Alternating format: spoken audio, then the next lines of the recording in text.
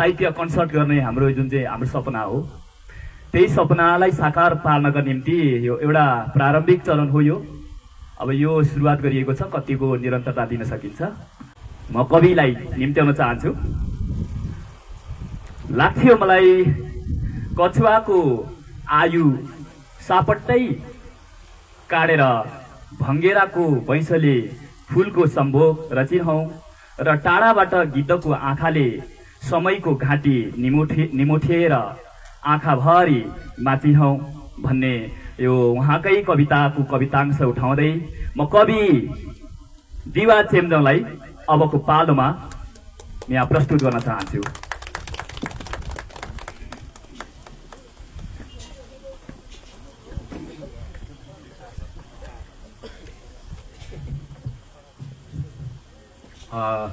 धन्यवाद छ।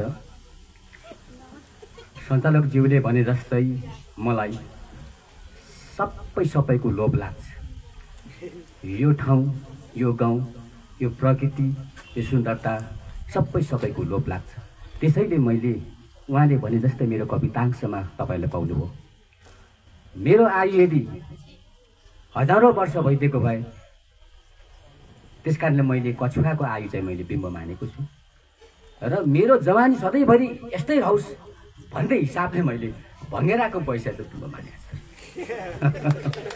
यो वास्तवमा जिन्दगी सधैँभरि यस्तै रहोस्, यही जीवन भइरहोस् भन्ने मेरो चाहना, मेरो हेतु। तर समयले त्यसरी कहाँ छाडो रहेछ।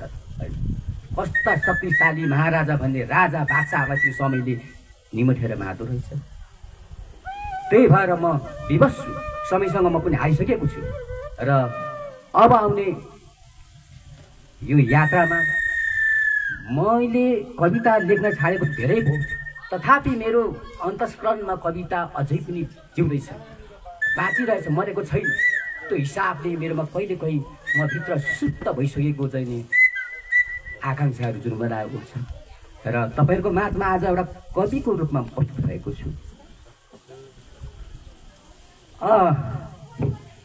धेरै समय भएछ मैले अघि बिहान मेरो सन्देश कोट्याएँ। सन्देशमा धेरै फाइलहरू थिए, केही प्रेम पत्रहरू थिए। त्यो प्रेम पत्रहरू पनि धमिरालाई खाइसकेका थिए। त्यो कागज खाने किरा हुन्छ नि, त्यसलाई के सिल्भर फिस भन्छ, त्यो पनि मैले चारवटा चेप्टेर मरेको पाएँ है। त्यसको मृत्यु सँगसँगै मेरो प्रेमको पनि मृत्यु भएको मैले महसुस गरेँ। तथापि मैले प्रेमसँग सम्बन्धित होइन, नितान्त यो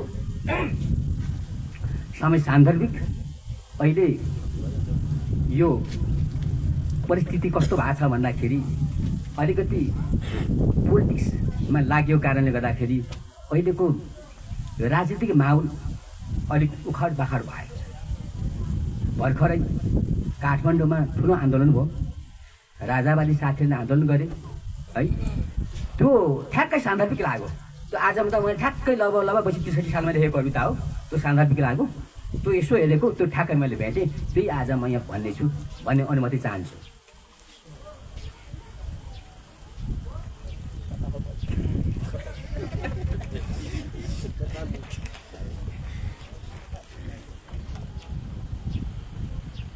यो लगभग 20 वर्ष अगाडि पाण्डुलिपि तयार गरिएको रहेछ कि माटोको शनाखत भयो।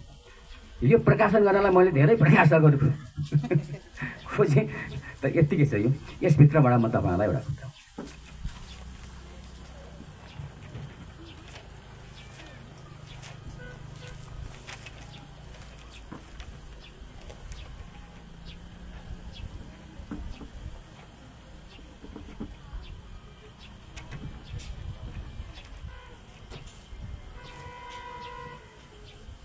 कुरा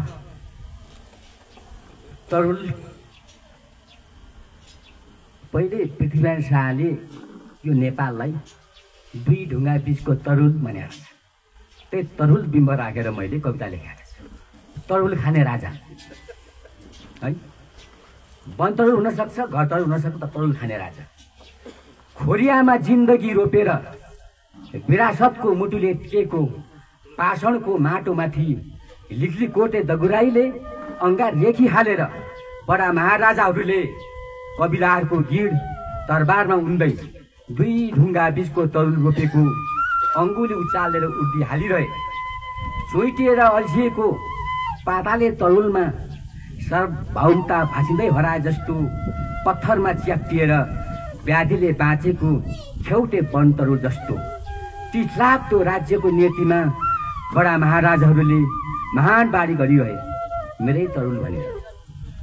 धेरै कबिलाहरूले कुटो कोदालो भाँचिए पनि रगत पसिना र ज्यान बलिदानी चढे पनि मेरै कुटो कोदालो भनिरहे, मेरै रगत पसिना र सादती भनिरहे र गनिरहे।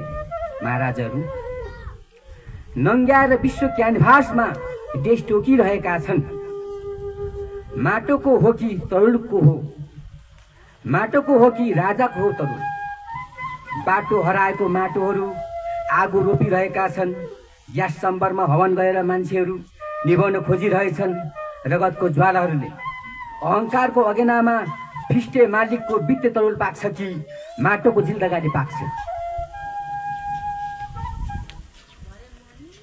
ढुङ्गा उम्लियो भने के साँच्चै ढुङ्गा उम्लियो भने माटोको साटो ढल्छ कि तरुलको साटो ढल्छ। महाराज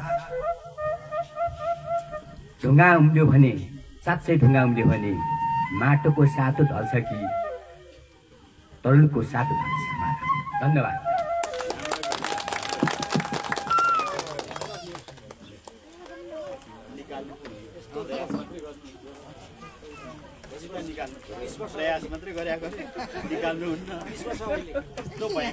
माटोको सनाखत कविता पनि शीर्षक